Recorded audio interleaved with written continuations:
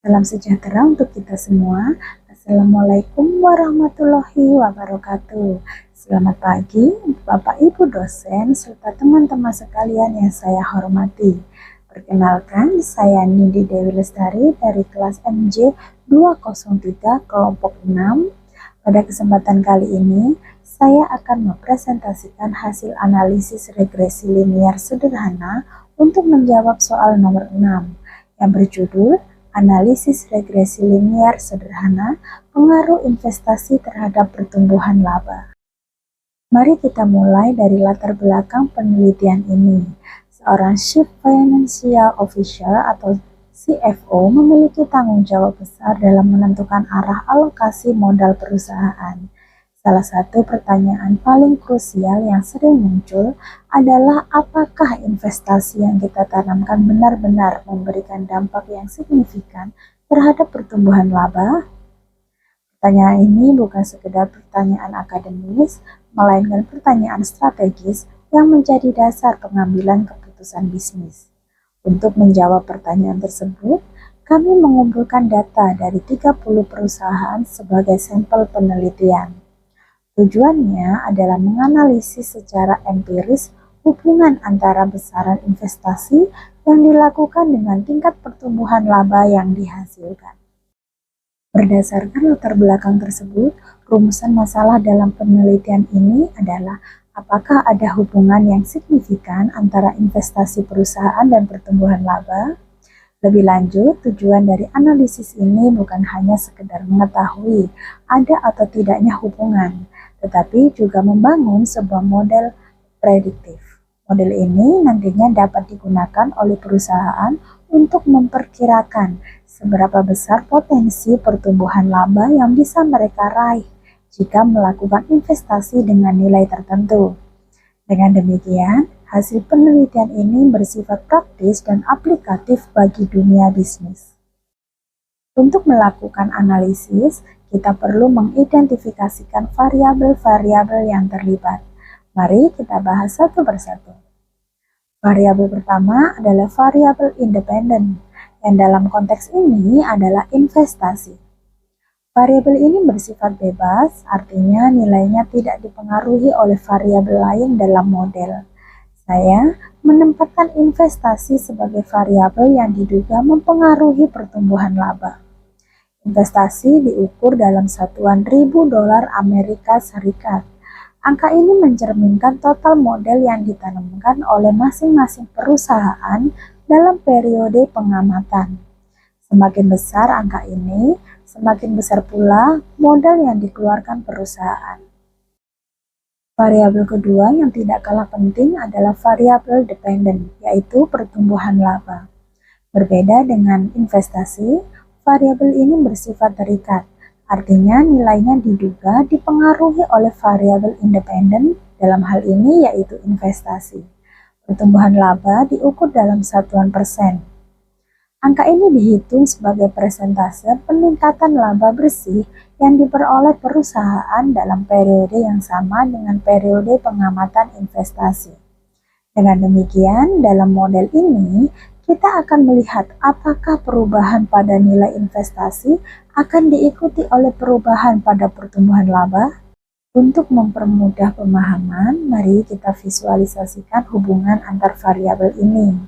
Kita memiliki panah yang menunjukkan bahwa investasi memiliki arah pengaruh terhadap pertumbuhan laba. Untuk mengukur seberapa besar pengaruh ini secara kuantitatif, kita menggunakan model statistik yang disebut regresi linear sederhana.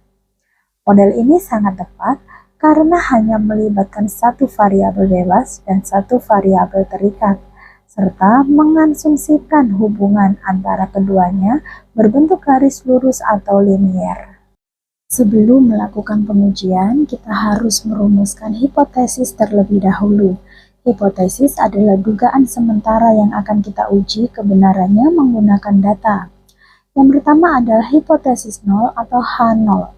Di sini, saya menyatakan bahwa koefisien regresi yang dilambangkan dengan huruf Yunani beta sama dengan 0. Dalam bahasa yang lebih sederhana, H0 mengatakan bahwa investasi tidak berpengaruh signifikan terhadap pertumbuhan laba. Jika hipotesis ini terbukti benar, maka tidak ada hubungan linier yang berarti antara investasi dan pertumbuhan laba, dan keputusan investasi menjadi tidak terlalu penting untuk dianalisis lebih lanjut. Kebalikan dari H0 adalah hipotesis alternatif atau H1. Hipotesis ini menyatakan bahwa koefisien regresi tidak sama dengan 0, atau dengan kata lain investasi berpengaruh signifikan terhadap pertumbuhan laba. Ini adalah hipotesis yang akan saya buktikan dalam penelitian ini. Jika H1 terbukti benar, maka terdapat hubungan linier yang nyata antara besaran investasi dan pertumbuhan laba, sehingga perusahaan dapat menggunakan investasi sebagai salah satu alat untuk mendorong pertumbuhan laba. Untuk menentukan apakah kita akan menerima H0 atau menolaknya, kita membutuhkan patokan. Patokan ini disebut tingkat signifikansi atau alfa. Dalam analisis ini, saya menetapkan tingkat signifikansi sebesar 0,05 atau 5%. Artinya, kita melakukan pengujian pada tingkat kepercayaan 95%. Secara praktis, kita akan menolak H0 jika nilai p-value atau probabilitasnya yang dihasilkan dari pengujian statistik lebih kecil dari 0,05 atau jika nilai statistik uji seperti T hitung melampaui nilai kritis pada tabel. Dengan kata lain, kita hanya akan menerima bukti bahwa investasi berpengaruh jika tingkat keyakinannya sangat tinggi. Setelah kita memahami kerangka analisis, mari kita lihat data yang digunakan. Unit analisis dalam penelitian ini adalah 30 perusahaan yang menjadi sampel. Ukuran sampel sebanyak 30 ini tergolong cukup baik dalam analisis statistik untuk menghasilkan inferensi yang andal. Untuk setiap perusahaan, saya mencatat dua hal, yaitu nilai investasi dalam $1.000 dan pertumbuhan laba dalam persen.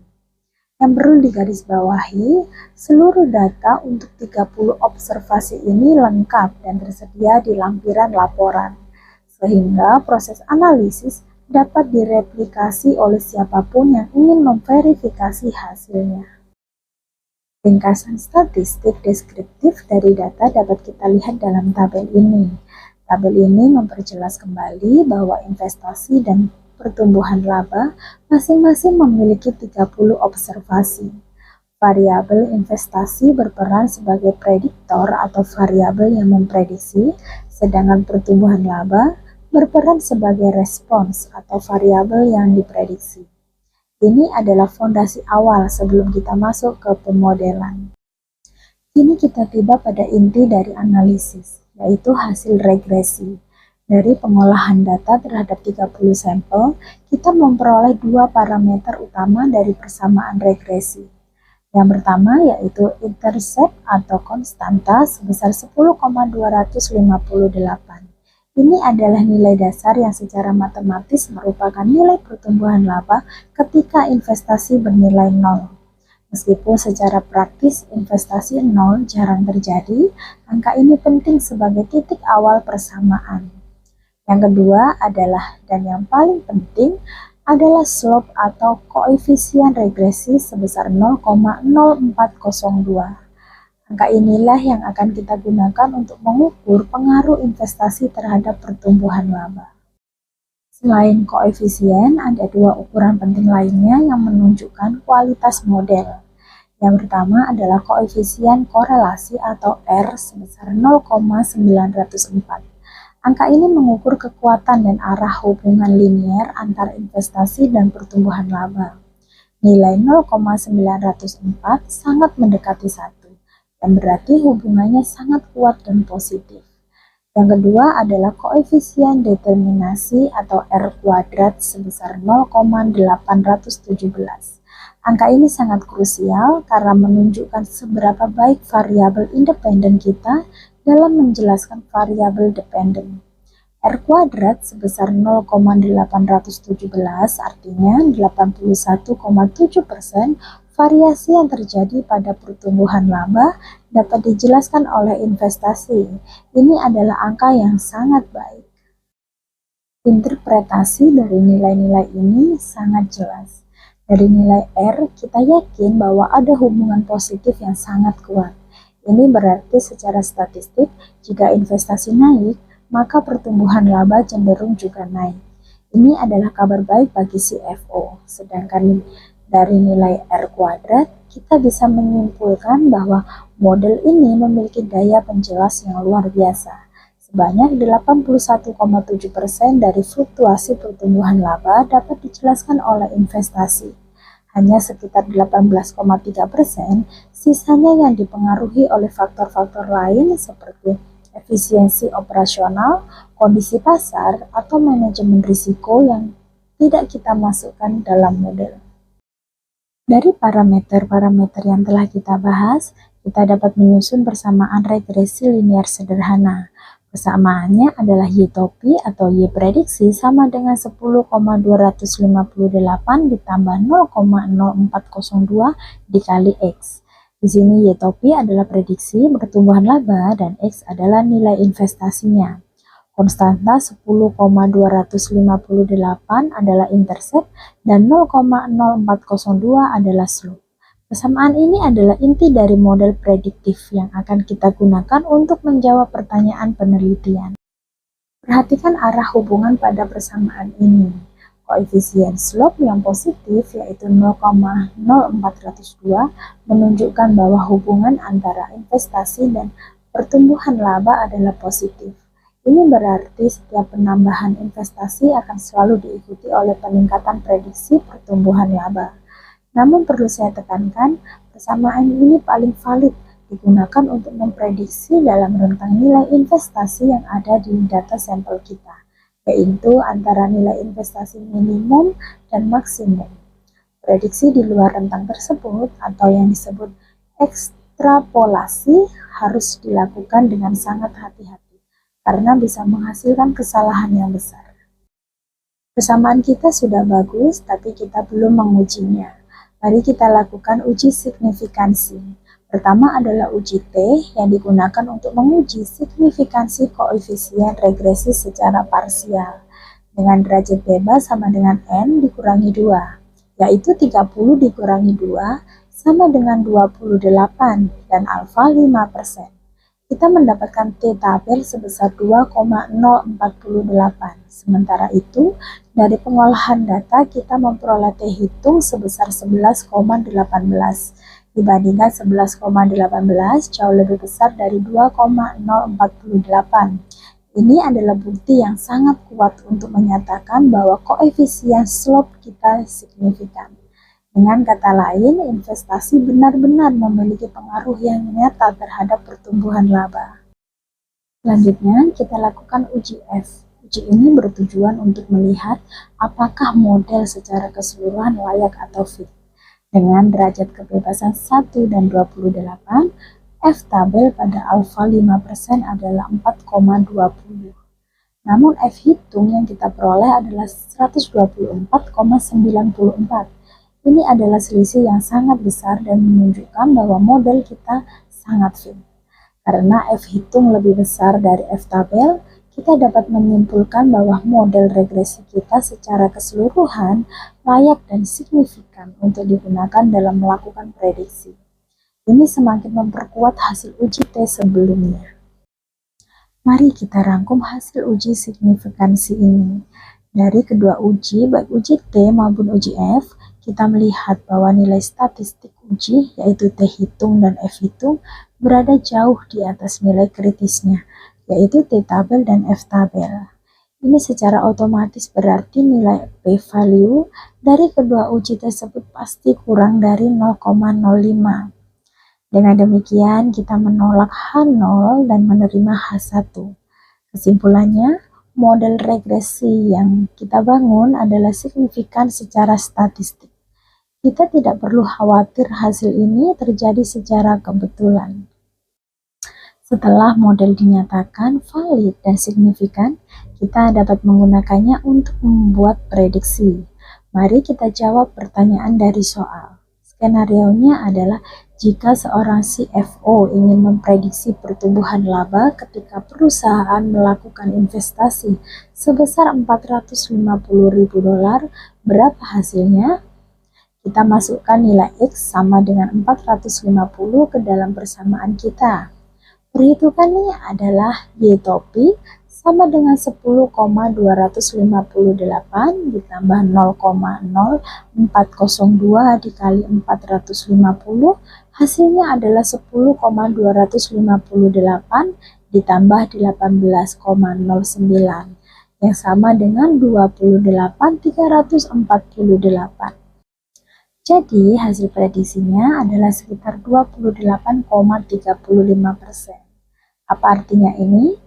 Artinya, jika sebuah perusahaan menanamkan investasi sebesar $450.000, model kita memprediksi bahwa pertumbuhan laba perusahaan tersebut akan berada di angka 28,35%. Ini adalah prediksi langsung dari persamaan regresi yang telah kita estimasi dan validasi.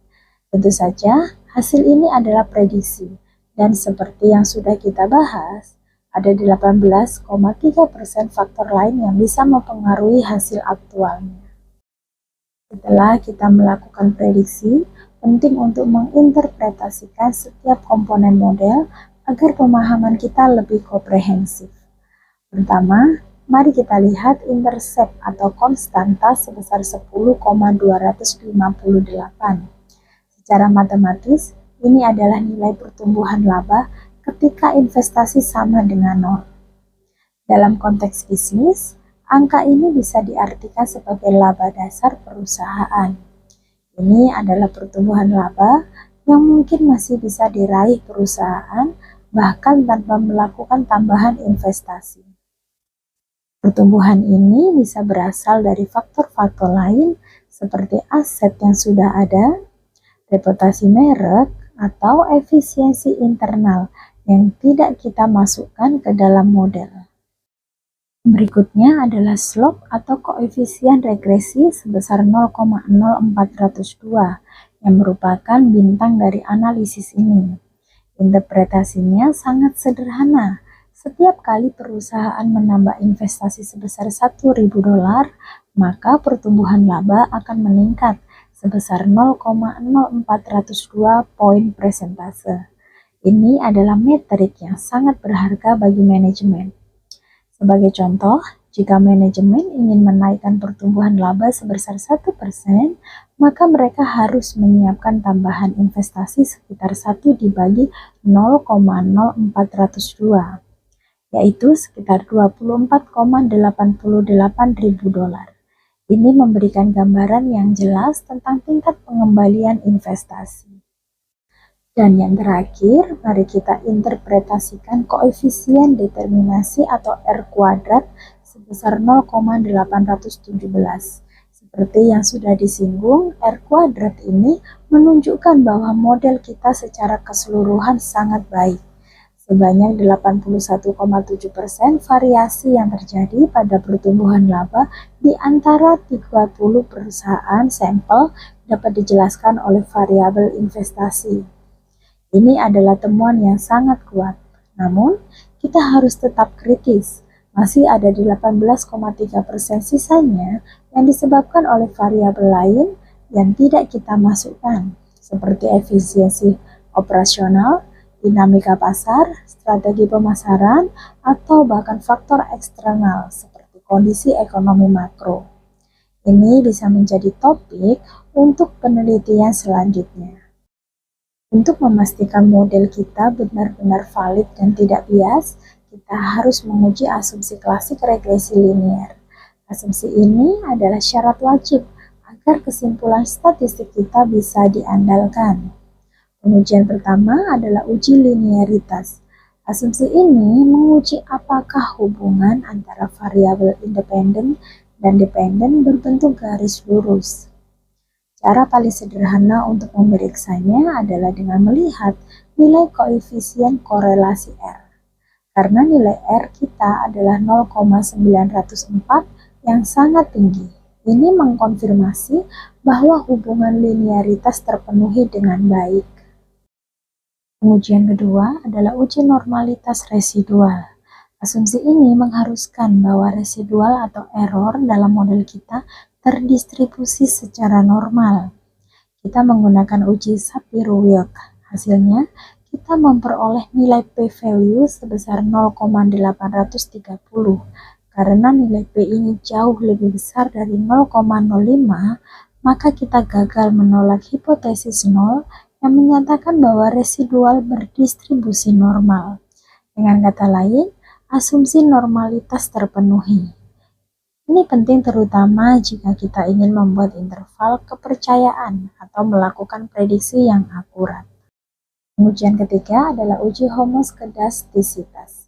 Asumsi ini menguji apakah varians dari residual bersifat konstan atau sama di semua nilai prediksi. Jika tidak konstan, kita menghadapi masalah heterokedasisitas yang bisa membuat estimasi kita tidak efisien. Kita menggunakan uji Bredesbakan. Dari hasil uji diperoleh nilai p-value sebesar 0,296. Karena 0,296 lebih besar dari 0,05, kita tidak bisa menolak hipotesis nol yang menyatakan bahwa varians residual konstan. Dengan demikian, asumsi homoskedasisitas terpenuhi. Pengujian yang terakhir adalah uji autokorelasi. Asumsi ini memastikan bahwa tidak ada korelasi antara residual pada observasi yang berbeda. Masalah autokorelasi sering muncul pada data time series atau berbasis waktu, tetapi kita harus tetap memeriksanya. Kita menggunakan uji Darwin-Watson. Nilai DW yang kita peroleh adalah 1,837. Secara umum, nilai DW yang ideal adalah sekitar 2.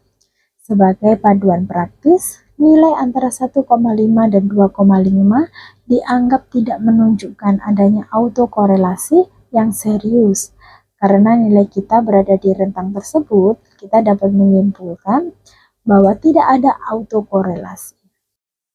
Sebagai kesimpulan dari rangkaian uji asumsi klasik, mari kita lihat ringkasannya. Yang pertama adalah linearitas, terpenuhi dengan nilai R sebesar 0,904. Yang kedua adalah normalitas, terpenuhi dengan nilai P sebesar 0,830. Yang ketiga adalah homoskedastisitas, terpenuhi dengan nilai P sebesar 0,296, dan yang terakhir adalah autokorelasi, terpenuhi dengan nilai Darwin-Watson sebesar 1,837. Dengan terpenuhnya korelasi keempat ini, kita memiliki fondasi yang sangat kuat untuk menyatakan bahwa model regresi yang kita bangun adalah valid dan dapat diandalkan. Setiap kesimpulan yang kita ambil dan setiap prediksi yang kita buat memiliki dasar statistik yang kokoh. Akhirnya kita sampai pada kesimpulan dari seluruh analisis. Yang pertama, penelitian ini berhasil membuktikan bahwa investasi memiliki pengaruh positif dan signifikan terhadap pertumbuhan laba. Ini berarti hipotesis alternatif atau H1 kita diterima. Yang kedua adalah model regresi yang kita hasilkan telah lolos semua uji asumsi klasik, sehingga model ini valid dan dapat digunakan sebagai alat prediksi yang andal. Yang ketiga adalah berdasarkan model tersebut, jika perusahaan melakukan investasi sebesar $450.000, maka prediksi pertumbuhan laba yang diperoleh adalah sekitar 28,35%. Demikian presentasi dari saya mengenai analisis pengaruh investasi terhadap pertumbuhan laba. Saya menyadari bahwa model ini memiliki keterbatasan, terutama karena masih ada 18,3% faktor lain yang tidak dimasukkan. Namun saya berharap presentasi ini dapat memberikan gambaran yang jelas dan bermanfaat bagi pengambilan keputusan bisnis. Saya mengucapkan terima kasih atas perhatian Bapak dan Ibu dosen serta teman-teman sekalian. Saya Nindi Dewi Lestari. Wassalamualaikum warahmatullahi wabarakatuh.